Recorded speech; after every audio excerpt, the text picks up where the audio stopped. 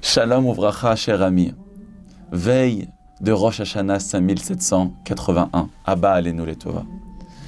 L'année qui s'écoule devant nous était une année où, bien évidemment, on ne peut que remercier Hachem pour toutes ses bontés. Chacun dans les détails de sa vie. Il y a des gens, peut-être qu'ils se sont mariés cette année. Il y a des gens qui ont eu des enfants cette année. Il y a eu des gens qui ont déménagé cette année, qui ont trouvé un meilleur endroit pour habiter. Il y a des gens qui ont réussi. Mais aussi, cette année, et ça, on ne peut pas se voiler la face, a été une année très difficile pour le peuple juif. Quand je vous parle, j'en ai les larmes aux yeux. Le peuple juif a subi, et l'humanité entière a subi, quelque chose qui était complètement inimaginable. Vraiment du domaine du surréaliste. Et lorsqu'on arrive à ce bilan, à Rosh Hashanah, où on sait que nous sommes tous jugés ce jour-là pour ce qui arrive l'année dernière, eh bien, nous sommes pris par un vent, peut-être, chas v'shalom, de désespoir ou d'inquiétude, et de nous dire, après une année pareille, qu'est-ce que nous réserve la nouvelle année ? Alors, bien évidemment, le juif ne baisse jamais les bras. C'est vrai que le peuple juif et l'humanité entière a subi. Le monde entier a été choqué, paralysé par une épidémie que personne au monde n'avait prévue. Tous les pays du monde ont été touchés, chacun à leur niveau. Il y a eu une première vague épidémique, une seconde vague épidémique et au moment où je vous parle, le gouvernement israélien vient d'annoncer un reconfinement, en tout cas un couvre-feu tous les soirs, ici dans le quartier de Ramoth à Jérusalem, à Torah Box, et même dans le quartier où j'habite à Sanedria. Et donc, on se trouve à la veille de Rosh Hashanah avec des conditions qui sont très difficiles. Alors, le peuple juif est rempli d'espoir. Le peuple juif est rempli de bitachon. Le peuple juif a une émouna, a une foi qui est parfaite. Mais en cette veille de Rosh Hashanah, en cette veille du jugement, et on sait que ce jour-là, Hachem décide de tout pour nous, nous devons nous demander, mais alors, qu'est-ce que Hachem attend de nous ? Qu'est-ce que signifie une année qui commence de cette manière ? Une année qui est après 7 ou 8 mois de souffrance, de confinement pour certains, avec des troubles psychologiques qui ont accompagné, des gens qui ont souffert, des gens qui sont décédés malheureusement, des gens qui ont perdu leur parnassa. Alors le peuple juif a démontré sa force incroyable. Et même des personnes qui ne se connaissaient pas ont découvert la force qu'ils ont eue pour tenir dans ces mois, de rester avec une famille, avec sa femme, ses enfants, de passer des mois à la maison. Et les gens, ils ont pu prouver le chesed qu'ils ont fait, la charité qu'ils ont fait. Même, je suis ici dans ce bureau de Torah Box tout seul à ce moment où je parle, mais je vois passer devant moi toutes ces images où Torah Box c'est tellement investi pendant ces mois et je peux vous témoigner avec des petits moyens. Chacun d'entre nous, on a pris des caméras à la maison, on a essayé de faire des lives, ils ont essayé de trouver, de changer complètement tout ce qu'il fallait faire pour encourager le peuple juif. Et maintenant, on arrive en cette veille de Rosh Hashanah et on dit alors maintenant quoi ? Qu'est-ce qui va se passer ? Alors je voudrais, avec l'aide de Dieu, vous ramener une parole de nos sages qui est notre lumière, Be'ezrat Hashem, et qui est notre élan d'espoir qui nous montrera que Be'ezrat Hashem, nous pouvons avoir confiance que cette année sera bonne avec l'aide d'Hashem. Pourquoi ? La Gemara nous dit dans Rosh Hashanah, Tetzaïn Amud Bet, Rosh Hashanah 16b, Amar Rabbi Yitzhak. Rabbi Yitzhak nous a enseigné Kol Shana Sherasha Bitrilata, Mitasheret Besofa. Chaque année qui commence dans la pauvreté, chaque année qui est dans la tristesse, chaque année qui est dans la difficulté, qui commence de cette manière, mitasheret besofa, elle se terminera dans la richesse, elle se terminera dans l'allégresse, elle se terminera dans la joie.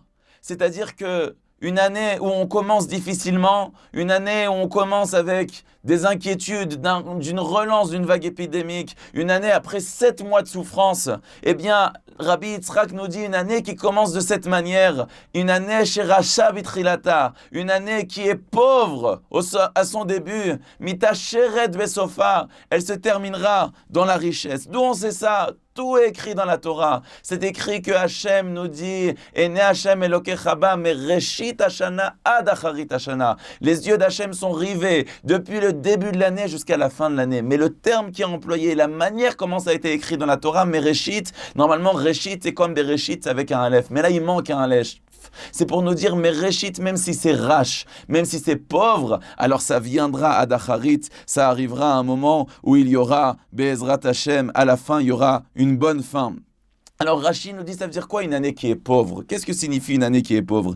Rashi de nous enseigner, chez Israël, Osinatzman, Rashi Merosh Hashanah. Une année où le peuple juif se sent pauvre à Rosh Hashanah. Comment? Les Daber Tachanounim, parce qu'ils prient, ils supplient Hachem en ces débuts d'année, eh bien, ça se terminera avec des bonnes choses. Alors, pour être Zoché, nous dire Ephraim Friedlander, pour mériter d'avoir une bonne année, le secret pour toutes les années, pour avoir une bonne année, il faut commencer l'année dans la pauvreté. Ça signifie quoi ça? Il nous dit Ephraim Friedlander, mais qu'est-ce que ça signifie de commencer l'année dans la pauvreté? Imaginez-vous quelqu'un, il a bien gagné, il a fait des affaires, il vendait du vin, il vendait, je sais pas, des téléphones portables, il vendait des machines à laver, il a fait une affaire de folie cette année, il a vendu des biens immobiliers, il est riche, il a son compte en banque avec plein de zéros, il est riche. Comment tu veux qu'on dise non mais une année que tu commences dans la pauvreté? Mais ça veut rien dire. Il y a des gens, Baruch Hashem, après 10 ans qu'ils ont attendu, ils sont mariés cette année. Il y a des gens qui vraiment, ils ont prié pour avoir des enfants cette année, ils ont eu des enfants. Il y a des gens, ils ont eu des grandes maisons. Il y a des gens, ils ont eu vraiment une atzlacha dans leurs études. Il y a des gens, ils ont réussi cette année. Comment tu peux demander au peuple juif, tu commences l'année, t'es pauvre? Mais t'es pas pauvre, il y a des gens, ils sont riches. Dieu merci que Hachem, il leur donne encore et encore et qu'il donne comme ça à tout l'âme Israël et à toute l'humanité pour le bien. Alors qu'est-ce que ça signifie? Tu vas commencer l'année dans la pauvreté. Il nous dit... Eh bien, Ephraim Friedlander, ça ne veut pas dire qu'il faut être pauvre. Le judaïsme ne demande pas d'être pauvre, pas du tout. Mais le judaïsme nous dit que même si quelqu'un il est riche, il doit comprendre qu'il est pauvre. Ça veut dire quoi qu'il est pauvre? Riche, ça veut dire j'ai tout à moi. Pauvre, ça veut dire de moi j'ai rien, tout dépend d'Hachem. Eh bien, une année où même si tu es riche, une année où même si tu as l'abondance, une année où tu as tout, mais tu arrives devant Hachem et tu dis voilà, c'est le moment où Hachem, tu me juges. Je sais que j'ai rien de moi-même. Tout ce que j'ai eu l'année dernière, ça vient de toi. Une année où on commence comme ça, où on sait qu'on dépend que d'Hachem. Cette année est assurée qu'elle se terminera bien. Eh bien, nous dire à Ephraim Friedlander, chacun dans sa vie, il passe des choses. Chacun dans sa vie, il doit comprendre que ce qu'il a dans sa vie ne dépend que de lui. Et c'est à ce moment-là, ce jour de Rosh Hashanah, où il y a un renouveau du monde, et Hachem va faire son bilan et va juger l'humanité, le peuple juif en particulier pour la nouvelle année, c'est à ce moment-là de se rendre compte que rien de nous. Alors, je pense qu'il n'y a pas, entre guillemets, une meilleure année, en tout cas parmi les dernières années qu'on a passées, comme cette année-là. L'humanité entière, tous les pays du monde, depuis le pôle Nord jusqu'au pôle Sud, tous les pays se sont retrouvés, chacun à leur niveau. Il y en a plus, il y en a moins, mais qui ont compris que on ne peut rien faire. Avec toute notre technologie, avec toute l'avancée scientifique, et on ne peut pas nier, et on remercie tous les docteurs et toutes les recherches qui ont été faites, et tout, c'est extraordinaire. Combien ça a aidé, il faut utiliser la sagesse pour aider le monde, bien évidemment. Mais avec tout ça, eh bien, encore une fois, on est au point mort. Et en cette veille de Rosh Hashanah, eh bien, même avec tous les efforts, et même que le monde entier est connecté, les médecins du monde, ils sont connectés, la recherche qui est sans doute... Il n'y a pas de nuit, il n'y a pas de jour. Depuis des mois où le monde entier est à la course derrière un vaccin et à la course de trouver des solutions, on est toujours à la même chose. On nous dit séparez-vous, on nous dit lavez-vous les mains, portez des masques. Alors, bien sûr, je ne l'ai pas à ce moment-là, mais je le remettrai dès que je sortirai de ce studio. Et on est encore à comprendre que avec tout ce monde moderne de 2020, on ne dépend que lui. Eh bien, je pense que cette année-là, est vraiment l'application concrète de ce que Rabbi Yitzhak nous avait enseigné il y a plus de 2000 ans. Une année qui commence, où on sent qu'il n'y a rien de nous. toute la parnassa, il y a des gens, ils faisaient des programmes, ils prenaient leur billet d'avion 2 ans et demi en avance, avec 10 € le billet aller et 10 € le retour. Tous les programmes qu'on a fait, ils sont explosés devant nos yeux. Et là, on a compris que la seule chose qu'on sait, c'est qu'on ne dépend que de Dieu. Et à la fin du temps, c'est écrit que le monde entier arrivera à reconnaître qu'on ne dépend que de lui. Et ce que Dieu voudra, Dieu arrivera. Eh bien, en cette veille de Rosh Hashanah, la seule chose qu'on se rend compte, c'est que c'est toi, Hachem, qui décide tout. Tout ce que Hachem t'a décidé cette année, c'est arrivé. Et tout ce que nous, on croyait que nous, on dirigeait le monde, eh bien, Hachem, il nous a prouvé que non. Voilà, il n'y a plus de voyage. Des familles entières, il y a des gens, ça fait maintenant plus qu'1 an qu'ils n'ont plus vu leur famille. J'étudie à la Yeshiva de Beth Alevi, je suis impressionné. Des élèves que maintenant, ça fait 1 an qu'ils ne sont pas rentrés chez eux, à cause de toutes les difficultés des voyages. S'ils auraient pas pu revenir, ils n'auraient pas eu un niveau d'études, alors bien sûr avec le consentement de leurs parents. Pour moi, des gens pareils, je me sens petit à côté d'eux. Parce que moi-même, j'ai passé cette époque d'être un élève de Yeshiva, et je sais combien ça manque les parents. Des gens qui se sont sacrifiés. Je fais cours, Hachem m'a donné ce mérite de faire cours à des séminaires. Séminaire Bet Aleph, séminaire La Source, séminaire Bet Rachel, et encore d'autres, Madame Kamoun. Et je vois ces filles qui sont revenues, malgré l'incertitude de cette situation sanitaire dans laquelle on se trouve, pour pouvoir apprendre la Torah. Je pense qu'il n'y a pas plus beau que ça. Et c'est une année où vraiment on commence, Shana Sheracha Bitrilata, Mitasheret Besofa. On a une promesse, on a de l'espoir, on a une lumière qui est devant nous. Une année où on commence, où on sait qu'on n'a rien, où on sait qu'on dépend que de lui. Eh bien, c'est une année qui est assurée, Bezrat Hashem, qu'on réussira. Alors, Rav Shach, il nous dit que on sait qu'on est jugé à Rosh Hashanah. Il y a des malachim, Chiluda Daï Chafezoun, c'est écrit que même les anges, ils tremblent. Et on dit, mais alors comment on va faire pour avoir un bon jugement, Bezrat Hashem? Alors, une des manières d'être pardonné, à l'époque du Beth Amikdash, c'était le korban. C'était d'emmener un sacrifice. Alors, de nos jours, on n'a plus de sacrifice. Mais à l'époque où il y avait des sacrifices, eh bien, il y avait des conditions.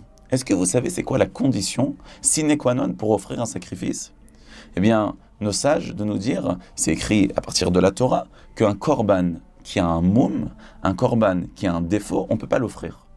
On ne peut pas l'offrir au Beth Amikdash. Ce n'est pas honneur pour Hachem d'offrir quelque chose qui est abîmé. Ça a été la punition de, malheureusement, toute l'histoire de Caïn et Hevel. D'accord? Donc, si on offre un sacrifice qui n'est pas parfait, ce n'est pas l'honneur de Dieu. Maintenant, je vais vous poser une question. Ce n'est pas ma question, c'est celle de Rav Shach, le grand de la génération des années passées.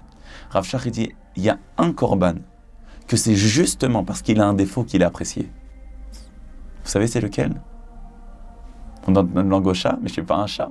Bon, c'est pas grave, je viens de Lyon, mais je ne suis pas un lion non plus. Bon alors, c'est quoi? Eh bien, Rav Shach, il nous dit, c'est notre korban. À l'époque où il y avait le Beth Amikdash, on emmenait des korbanot, de nos jours, il n'y a plus de korban. Qu'est-ce qui nous reste? Zifre Elokim Ruach Nishbara. Ce qui nous reste, c'est nos prières. C'est écrit que quand on fait une prière, c'est comme si on emmène un sacrifice. Eh bien, notre prière, elle ne sera acceptée que si nous, on sent qu'on n'est pas parfait. Si nous, on sent qu'on a des défauts. Si nous, on sait que ça ne dépend pas de nous.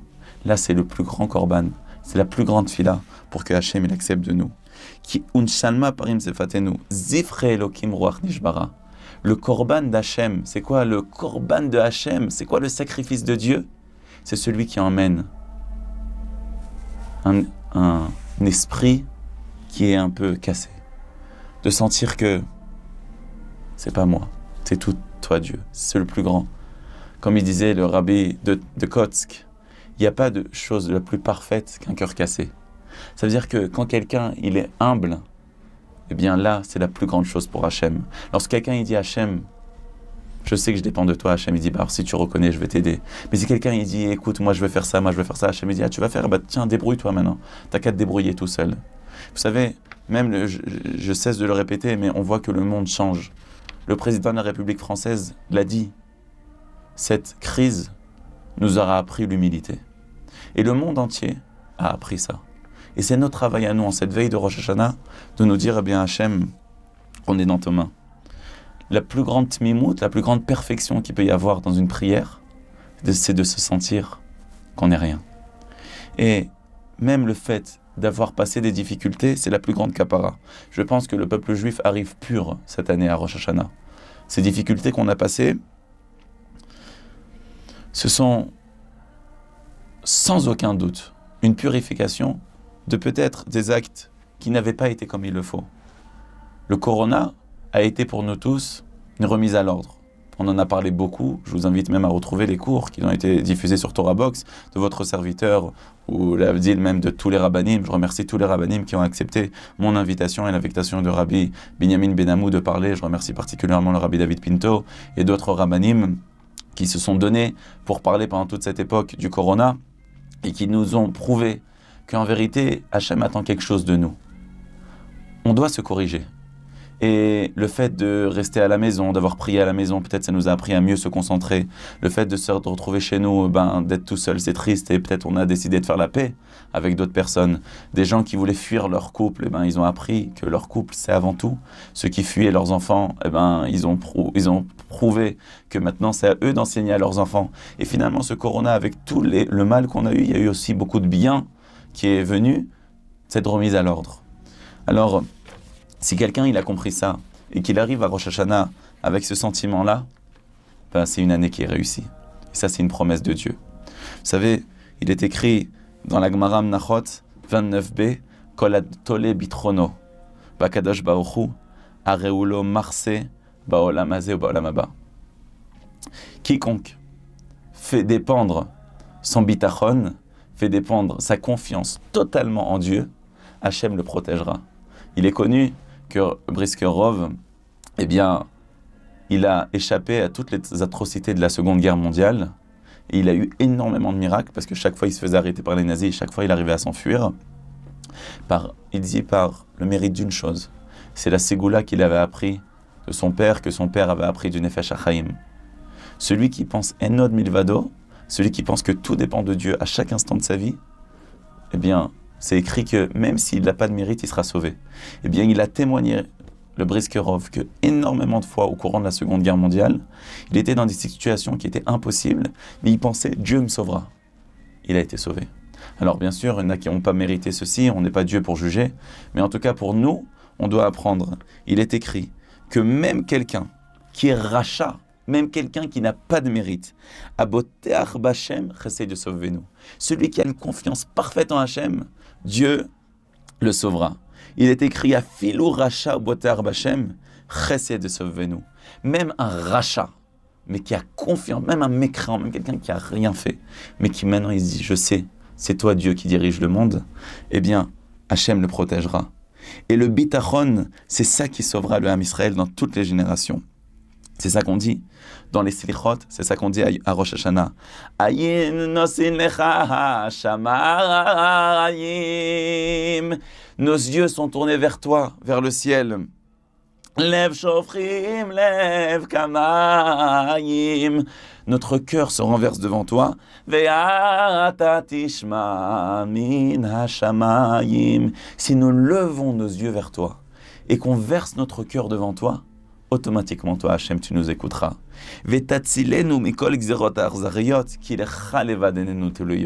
Tu nous sauveras de tous les décrets les plus cruels parce que nos yeux sont tournés vers toi, Hachem. Et le fait d'avoir une confiance totale en Hachem, on sera sauvé. Même le Maharal de Prague dit, le fait de réciter des pasouks de Emouna, des pasouks de Bitachon, ça sauve de toutes les guerres. Et comme ça, il raconte que les gens qui faisaient ça ont été sauvés. Rabbi Shimon Ominer, il raconte ça. Alors, nos sages, ils nous disent, Amar HaKadosh Baruch Hu, HaKadosh Baruch Hu, il a dit, O ilu bi telitem bitronchem, si vous levez vos yeux vers moi, même si vos avérotes, même si vos péchés, ils sont comme le pourpre, tout deviendra blanc. Je vous pardonnerai. Parce que Hachem, il connaît ses enfants. Hachem, il sait qu'on a les tzara. Hachem, il nous a créés. Hachem, il nous connaît. Hachem, il sait qu'on a des mauvais penchants. Mais si nous, on dit, c'est nous, Hachem, il dit, débrouille-toi. Mais si on dit, Hachem, on dépend de toi. Hachem, je sais que je suis pas parfait. Je suis attaché à toi, aide-moi Hachem. Eh bien, c'est un père, jamais il rejettera ses enfants. Mais un père, il rejettera ses enfants qui diront, je veux pas de toi, je me débrouille tout seul. Et on vivait dans un monde où malheureusement, on sentait trop qu'on faisait ce qu'on voulait. On décidait tout avec la technologie, on croyait, on se permettait. N'importe quelle personne, vous savez, moi j'aime bien parler avec beaucoup de monde. À l'époque où je voyageais en France, et ça me manque beaucoup, ça fait maintenant 1 an que j'ai pas voyagé pour Torah Box, je parlais avec même des non-juifs. Eh bien je peux vous dire, je peux vous le signer, je peux vous raconter, que ce soit des musulmans, que ce soit des chrétiens. Beaucoup de gens me disaient, il y a trop de débauches dans ce monde, il y a trop de choses qui vont pas. Parce que l'homme sentait qu'il dominait le monde. Eh bien Hachem nous a envoyé une claque, c'est vrai retentissante, mais il nous a remis un peu à notre place. Et c'est à ce moment-là de Rosh Hashanah, vous savez, on dit le jour de Rosh Hashanah, Zehayom Trilat Maasecha. Ce jour-là, c'est le jour Hachem que tu as créé le monde. Tous les ans à Rosh Hashanah, Hachem renouvelle le monde. On dit les David Hachem au Riveyishi. Hachem, tu es ma lumière, dit le roi David, et tu es mon secours. Nos sages nous disent, c'est quoi ma lumière? C'est Rosh Hashanah. Pourquoi Rosh Hashanah, c'est la lumière? Parce qu'à Rosh Hashanah, c'est un renouvellement. Et à ce renouvellement, tout peut changer. Et si quelque chose s'était passé l'année dernière, au moment où Hachem remet le monde à zéro, c'est le moment où Hachem a créé le monde. Tous les ans, il recrée le monde. Et à ce moment-là, c'est un moment où nous aussi, on peut changer. Si on profite de ce moment où on dit, eh bien Hachem, on dépend que de toi, eh bien c'est le secret pour réussir cette année. C'est le secret même pour avoir le Mashiach, Be'ezrat Hachem. On dit que Yosef Hatzadik est sorti de prison le jour de Rosh Hashanah, que Hana, elle a mérité d'avoir un enfant, ça a été décidé sur le jour de Rosh Hashanah. Sarah Imenu, qui n'avait pas d'enfant, va Hachem Pakad et Sarah, le jour de Rosh Hashanah, on lit ça, le premier jour de Rosh Hashanah, on le lit. Cette année, on ne sonnera pas le shofar le premier jour de Rosh Hashanah, mais on lira va Hachem Pakad et Sarah. Hachem a donné un enfant à Sarah. Pourtant, Sarah n'avait pas de matrice. Elle n'avait même pas de membres pour avoir des enfants. C'est écrit que Dieu, il a changé. Même si dans la nature, elle ne pouvait pas avoir un Rosh Hashanah, Hachem lui a changé. Parce que Rosh Hashanah, c'est toutes les données qui changent. On ne peut pas dire, mais l'année dernière, c'était fichu, cette année, c'est fichu. Non!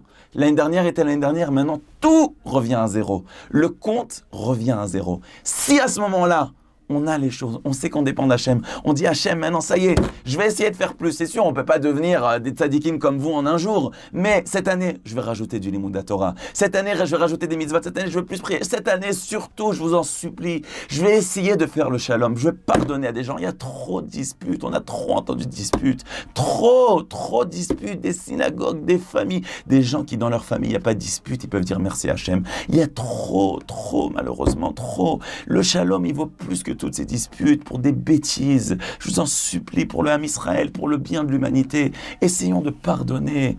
Il n'y a pas plus beau que la paix, il n'y a pas plus grande bracha de la paix. C'est vous qui gagnerez, c'est nous qui gagnerons. Une année où on sent que c'est un renouveau, une année où on sent qu'on dépend d'Hachem. Kol Shana Sheracha B'Trilata, une année qui commence dans la pauvreté où on sent qu'on n'a rien. Mita Sheret Besofam. Eh bien, elle se terminera dans la joie. La seule chose qu'on peut dire, c'est prier Hachem. Oirachem na Hachem Elokeinu rachem.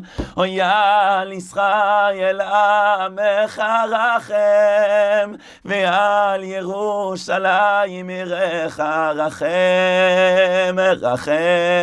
Hachem, aie pitié de ton peuple. Aie pitié de Jérusalem. Et pitié de ton Beit Hamikdash, et pitié de tes enfants. Tichle shana vekilelotea, vetachel shana ubichotea. Que l'année se termine avec toutes ces malédictions, tous ces confinements et toutes ces horreurs-là.